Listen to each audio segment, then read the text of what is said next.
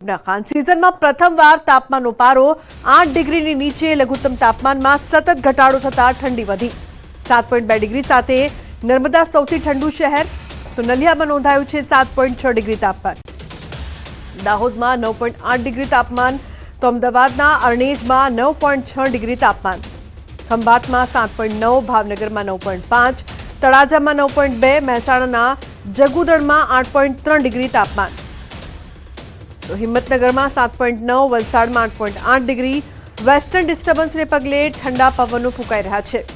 हजू आगामी 5 दिवस ठंडी ध्रुजावशे।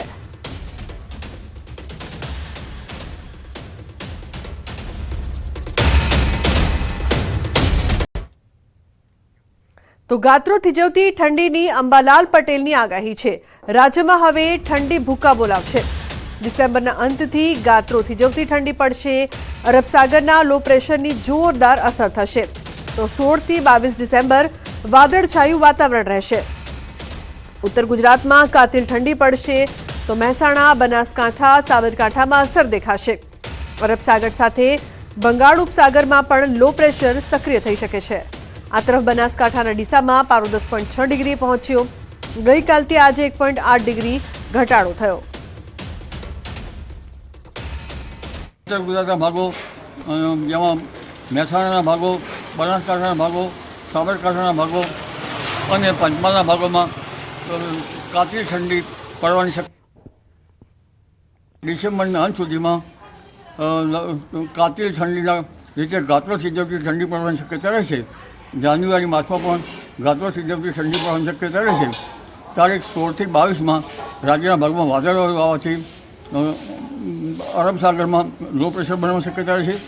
બંગાળ ઉપસાગરમાં પણ એક લો પ્રેશર બનશે જેની સંયુક્ત અસરના કારણે દક્ષિણ ગુજરાત સુધીમાં વાદળો આવી શકે, વાદળો આવે અને ક્યાંક છાંટા પડી જાય તેવું પણ હવામાન ડિસેમ્બરના અંત સુધીમાં જોવા મળે અને જાન્યુઆરીની શરૂઆતથી કડકડતી ઠંડી પડવાની શક્યતા રહેલી।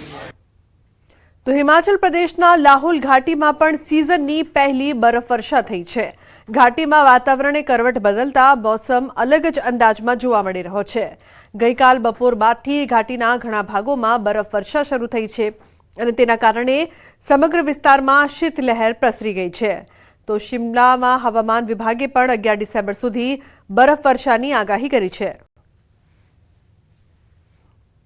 આ તરફ હિમાચલ પ્રદેશના પ્રવાસન નગર મનાલીના પર્વતીય પ્રદેશમાં પણ હિમવર્ષા શરૂ થઈ છે। મનાલી સહિત જિલ્લા લાહૌલ સ્પીતિમાં પણ સિઝનની પહેલી બરફવર્ષા જોવા મળી। લાંબા સમયથી જેની રાહ હતી તે બરફવર્ષા થતા પ્રવાસન ક્ષેત્ર સાથે જોડાયેલાઓમાં પણ ભારે ખુશી છે। ઘાટીમાં હિમવર્ષા થતા રોડ પર લપસવાના બનાવો વધ્યા છે જેના કારણે વાહન ચાલકોને મુશ્કેલી પડી રહી છે।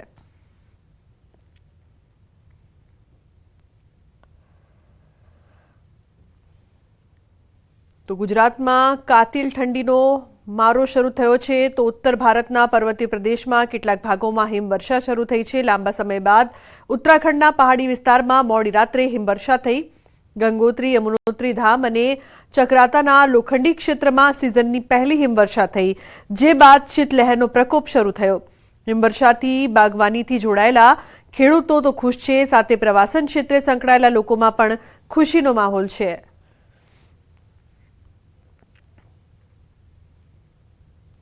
तो उत्तराखंडना चक्राता क्षेत्रमां पण सीजननी पहली बरफवर्षा थई छे। लोखंडी विस्तारमां घणा लांबा समयथी बरफवर्षानी राह जोवाई रही हती। हवे होटल संचालको अने प्रवासन क्षेत्र साथे जोडाયેલાઓ માટે सारी खबर छे।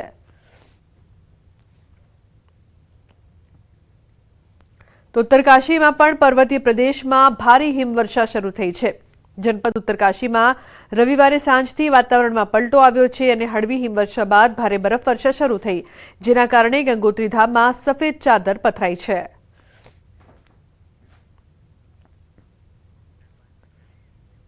સુરેન્દ્રનગર જિલ્લામાં અતિવૃષ્ટિના કારણે ખેતીમાં મોટા પ્રમાણમાં નુકસાન પહોંચ્યું છે તેવો ખેડૂતો દાવો કરી રહ્યા છે અને ભારે પ્રમાણમાં નુકસાન થવા છતાં પણ ખેડૂતોને સરકાર દ્વારા સહાય ચૂકવવામાં ન આવતા ખેડૂતોએ ખેતીવાડી કચેરી ખાતે મોટી સંખ્યામાં ભેગા થઈને હલ્લાબોલ કર્યો અને તાત્કાલિક સહાયની પૂરતી રકમ ચૂકવવામાં આવે તેવી માંગ કરવામાં આવી। આ સાથે જ જો ઝડપી કાર્યવાહી કરવામાં નહીં આવે તો ખેડૂતો દ્વારા 1 અઠવાડિયા બાદ આમરણાંત ઉપવાસ આંદોલન કરવાની પણ ચીમકી ઉચ્ચારવામાં આવી છે। ખેડૂતને જે વળતર રૂપે પૈસા ચૂકવવામાં નથી આવ્યા, અનેકવાર રજૂઆત કરવા છતાં ક્યાંક ને ક્યાંક રાજકીય હાથો બની અને અધિકારીઓ જે કામ કરી રહ્યા છે, ક્યાંક ને ક્યાંક ભેદભાવ રાખી એકને ખોળ ને એકને ગોળ આવી નીતિ આ સરકારની છે। આગામી સમયની અંદર જો અમને વળતર ચૂકવવામાં નહીં આવે તો અમે ઉપવાસ ઉપર ઉતરશું। એ 5 વીઘાનો કપા ફૂંકાઈ ગયો છે, છતાં સરકાર કાંઈ સામું જોયું નથી। ગ્રામ સેવક અમારી વાડીએ જ આવ્યા નથી અને ઘેર બેસીને સર્વે કરી અને અમને આ સહાયથી નિષ્ક્રિય રાખ્યા છે। તો અમને સરકાર પણ એક જ માંગણી કે અમને વળતર આપે। અતિવૃષ્ટિ અને કમોસમી વરસાદના કારણે સૌરાષ્ટ્રમાં મોટા પ્રમાણમાં ખેડૂતોને પાક નુકસાન થયેલું છે। ખેડૂતોએ વારંવાર રજૂઆત કરી।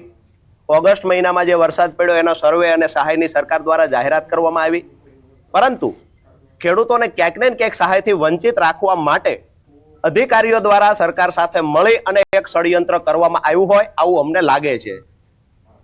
તો રાજકોટના ધોરાજી માર્કેટયાર્ડમાં ડુંગળીના પૂરતા ભાવ ન મળતા ખેડૂતોમાં નારાજગી છે। માર્કેટયાર્ડમાં ખેડૂતોને પ્રતિમણ ડુંગળીના 200 થી લઈને 600 રૂપિયા સુધીના જ ભાવ મળી રહ્યા હોવાનું ખેડૂતોએ જણાવ્યું। ખેડૂતોએ કહ્યું કે અમે ડુંગળીના વાવેતર પાછળ ઘણો ખર્ચો કર્યો, દવાનો છંટકાવ, નિંદામણ, શ્રમિકો સહિતના ખર્ચા કર્યા, પરંતુ ડુંગળી સસ્તા ભાવે વેચાતા અમને તમામ ખર્ચ માથે પડ્યા। ખેડૂતોએ વધુમાં યાર્ડમાં ખેડૂતો મફતના ભાવે ડુંગળી ખરીદી રહ્યા છે।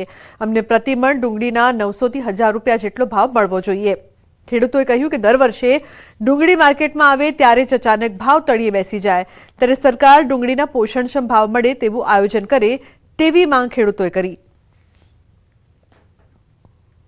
હું આ ધોરાજી માર્કેટ યાર્ડમાં ડુંગળી લઈને આવ્યો છું, પણ અમને વાવેતર 2 વખત કર્યા છે, પણ અમને પૂરતા ભાવ પહેલા શરૂમાં કેટલા 1100 રૂપિયા, 1000 રૂપિયા, 900 રૂપિયા આવતા, એને બદલે 500 રૂપિયાની રાઈસમાં વેચાય છે। હાવ મફતના ભાવમાં વેપારી લઈ લે છે।